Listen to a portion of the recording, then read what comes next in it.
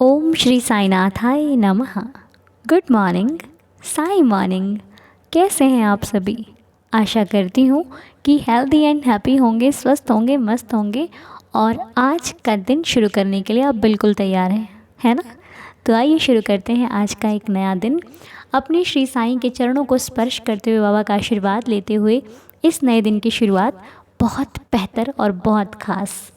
तो आज का दिन हम सबके लिए बहुत स्पेशल है, हर दिन की तरह, है ना? आज का दिन आइए एक साथ मिलकर शुरू करते हैं, पूरी हिम्मत, हौसले के साथ, श्रद्धा और सबूरी के साथ। और आज का ये वीडियो हमें क्या सिखाने वाला है, अभी तो हम ये नहीं जानते। आइए बात करते करते जानते हैं कि आज के इस वीडियो में बाबा का हमारे प्रति क्या मैसेज है, क्या सीखते हैं और क्या अपनी लाइफ में हम फॉलो करते हैं और किस चीज़ की बात होगी आज, ये तो बाबा जाने।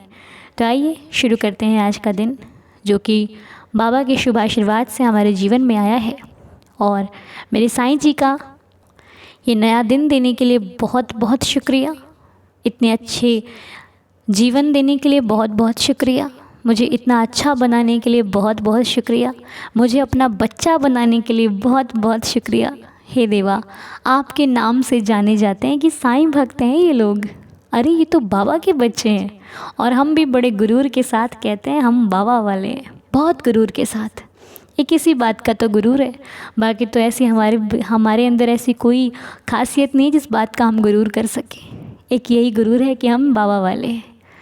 पर बाबा, सच में आपने हमें इस प्रकार संभाल लिया है कि अब दुख हमें टच नहीं करता। जानते हैं कि जीवन में दुख चल रहा है, पर फिर भी यही कहते हैं कोई बात नहीं बाबा, संभाल लेंगे। नहीं तो एक वक्त था जब इस दुख ने हमें तोड़ कर रख दिया था। एक वक्त था जब हम किसी की सहायता के लिए ढूंढते थे कि कोई तो हेल्प कर दे। लेकिन अब हेल्प के लिए अगर ढूंढते हैं तो सिर्फ आपको, कि बाबा प्लीज़ मेरी रक्षा करना। और सच्चा भक्त यदि एक बार भी कह देना अपने मालिक को कि बाबा मेरी रक्षा करना, बाबा दूसरी बार कहने का मौका नहीं देते, वो पहले ही सब कुछ कर देते हैं। और जब नहीं करते तो हमें भी थोड़ा सब्र रखना चाहिए कि शायद इसमें उनकी कोई वजह होगी, कोई बात होगी, तभी बाबा ने मेरी इस बात को नहीं सुना। शायद इसको ना सुनना ही उनके लिए बेहतर है और ना सुनना ही हमारे लिए भी बेहतर है, क्योंकि सुनकर यदि उन्होंने कर दिया तो ऐसा ना हो भविष्य में इसका नुकसान हमें ही उठाना पड़े। इसलिए बाबा आपके लिए ये चाहते हैं कि जो आपको दुख कल मिलने वाला है वो ना मिले, इसके लिए जो चीज़ मांग रहे हो वो भी ना मिले। बहुत बेहतर सोचते हैं भगवान हमारे लिए, लेकिन हम ही समझ नहीं पाते।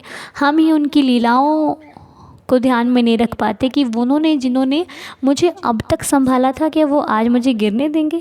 ना, कभी नहीं गिरने देंगे। आपको पता है, हम कुछ चीज़ों को अपनी लाइफ से इग्नोर नहीं कर पाते, कुछ चीज़ों को अपने जीवन से हटा नहीं पाते, इसलिए भी हम बहुत दुखी रहते हैं। जैसे कि देखिए, ये तो एक सच्ची बात है कि हम अपनी लाइफ में सबको पसंद नहीं आ सकते। ऐसा कोई ना कोई व्यक्ति तो होता ही है जो हमें नहीं पसंद करता या फिर हमारे द्वारा किए गए कार्यों को पसंद नहीं करता।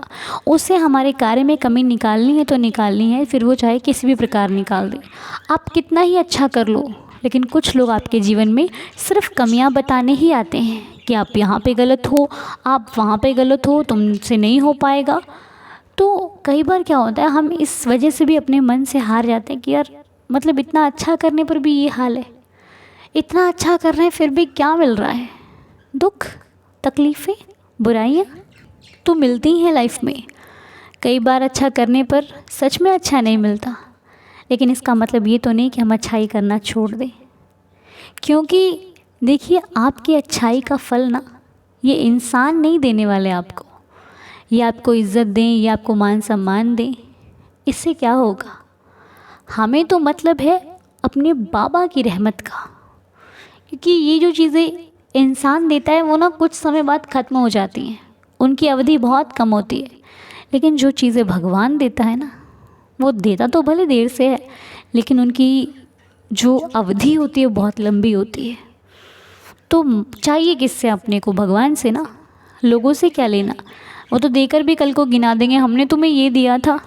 इसलिए इग्नोर कर दीजिए उन लोगों को जो आपको आपके मार्ग से भटका देते हैं। इग्नोर कर दीजिए उन लोगों को जो आपकी बात को समझते नहीं हैं। इग्नोर कर दीजिए उनकी बातों को जो आपके प्रति कभी अच्छा नहीं सोच सकते। क्योंकि देखिए, आप उनके जैसे नहीं बन सकते, क्योंकि आप में साईं बसता है, और जिसके अंदर साईं है वो भला किसी के लिए बुरा कैसे सोच सकता है। वो तो उन चीज़ों से दूर हट जाता है जहाँ पर उसे लगता है कि यहाँ पर खड़े होना मेरे लिए अच्छा नहीं है, बुराइयों को सुनना अच्छा नहीं है।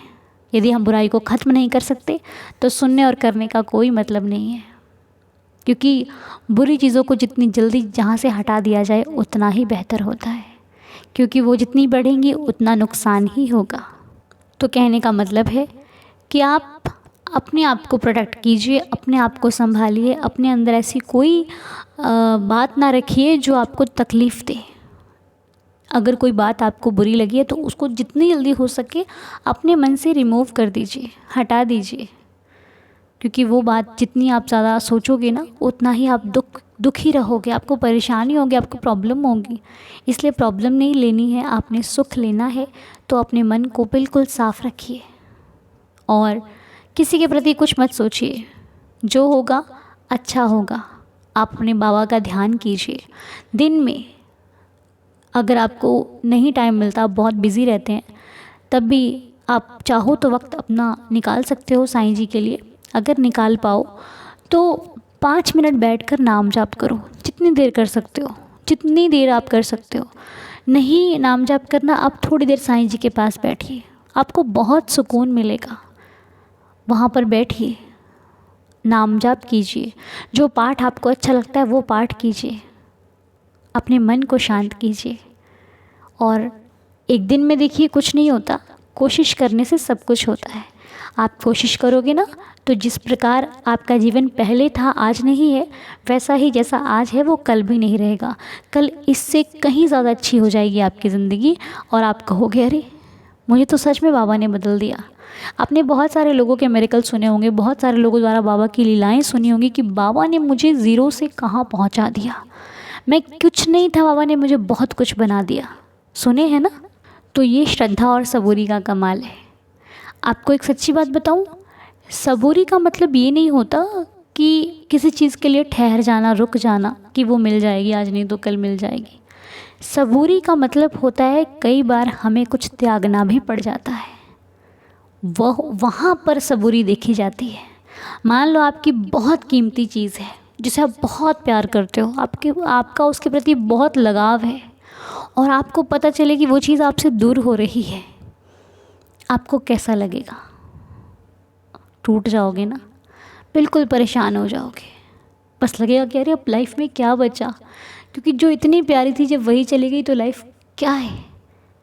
लेकिन उसके बाद भी सब्र के साथ जीना, उसके बाद भी ये कहना कि मेरे बाबा ने जो किया है शायद अच्छा ही किया होगा, ये सबसे बड़ी सबूरी है।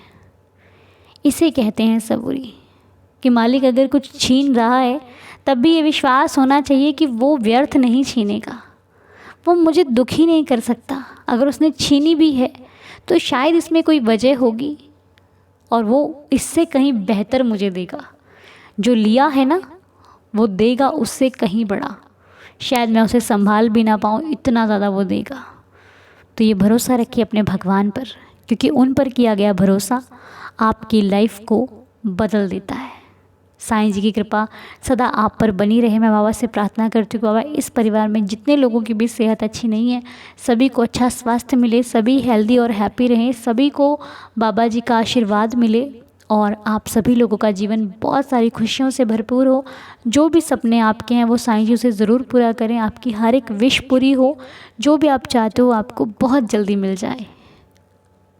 मेरी तो श्री साईं चरणों में यही प्रार्थना है। और जब कोई मुश्किल में आपको अकेला छोड़ देना तो घबराना मत, बस एक बार पीछे मुड़ना और जहाँ पर भी बाबा बैठे हों उनके श्री चरणों को पकड़ लेना और कह देना बाबा अब तू ही मेरा है, अब मेरा साथ आपको ही निभाना है। बाबा मेरे जितने भी साथी थे या फिर जो भी था मुझे छोड़कर चला गया बाबा, अब मेरे आप ही हो, आप कभी मुझे छोड़कर मत जाना। मैं नासमझ हूँ, नादान हूँ, कभी कभी गलतियाँ हो जाती हैं, मेरी गलतियों को सुधारना मेरे मालिक, पर मुझे कभी छोड़ कर नहीं जाना। और जब उन्होंने आपका हाथ पकड़ लिया ना, तो जो छोड़ने वाले हैं ना, वो भी एक दिन ये सोचेंगे कि हमने गलती किया था इस बंदे को छोड़कर, क्योंकि उसके साथ तो उसका साईं खड़ा है। फिर उसके लिए चिंता की क्या बात है। क्योंकि जब जीवन में हर तरफ से प्रॉब्लम आ जाए ना, रास्ता कहीं ना मिले, उस स्थान पर प्रभु आते हैं आपकी मदद करने के लिए। यदि आप भक्त हो तो, यदि आपने किसी के लिए जीवन में कुछ अच्छा किया है तो घबराना मत। आपके मुश्किल समय में उसकी दुआ, उसका आशीर्वाद, उसका साथ आपके काम ज़रूर आएगा। क्योंकि जैसे मैंने पहले बोला कि आपके कर्मों का फल भगवान किसी ना किसी माध्यम से आप तक पहुंचा देता है। फिर वो चाहे आप अच्छे करो या फिर जैसी मर्ज़ी। अच्छे किए हैं, किसी की दुआएं मिली हैं आपको, किसी का आशीर्वाद मिला है, तो बुरे समय में वो आपके काम ज़रूर आएंगी, भले किसी भी तरीके से आए। बुरा किया है तो उसका भी फल मिलता है, लेकिन मालिक सबको खुश रखे, हमारी तो यही प्रार्थना है। तो बिल्कुल फ़िक्र मत कीजिए, चिंतन कीजिए साईं जी के नाम का। आइए मिलकर 11 वचन पढ़ते हैं और दिन की शुरुआत करते हैं। ओम साई राम। जो शिरडी में आएगा आपद दूर भगाएगा, चढ़े समाधि की सीढ़ी पर, पैर तले दुख की पीढ़ी पर, त्याग शरीर चला जाऊंगा, भक्त हेतु दौड़ा आऊँगा, मन में रखना दृढ़ विश्वास, करे समाधि पूरी आस, मुझे सदा जीवित ही जानो, अनुभव करो सत्य पहचानो, मेरी शरण आखाली जाए, हो तो कोई मुझे बताए, जैसा भाव रहा जिस जन का, वैसा रूप हुआ मेरे मन का, भार तुम्हारा मुझ पर होगा, वचन न मेरा झूठा होगा, आ सहायता लो भरपूर, जो मांगा वो नहीं है दूर, मुझ में लीन वचन मन काया, उसका ऋण ना कभी धन्य धन्य वह भक्त अनन्य, मेरी शरण तज जिसे न अन्य, अनंत कोटि ब्रह्मांड नायक राजाधिराज योगिराज परब्रह्म श्री सच्चिदानंद सद्गुरु श्री साईनाथ महाराज की जय। बाबा की कृपा से आप सभी का दिन शुभ और मंगलमय हो। साईं जी के चरणों में अपने सर को झुकाते हुए मैं इस वक्त इस प्रार्थना को यहीं पर संपूर्ण करती हूँ। बाबा सबका भला करें, सब पर कृपा करें, सबका दिन और सबकी लाइफ अच्छी रहे। मेरी श्री साईं चरणों में यही प्रार्थना के साथ शुरू कीजिए आज का दिन। सब बेहतर है, बेहतरीन है। ओम साई राम। जय जय साई राम।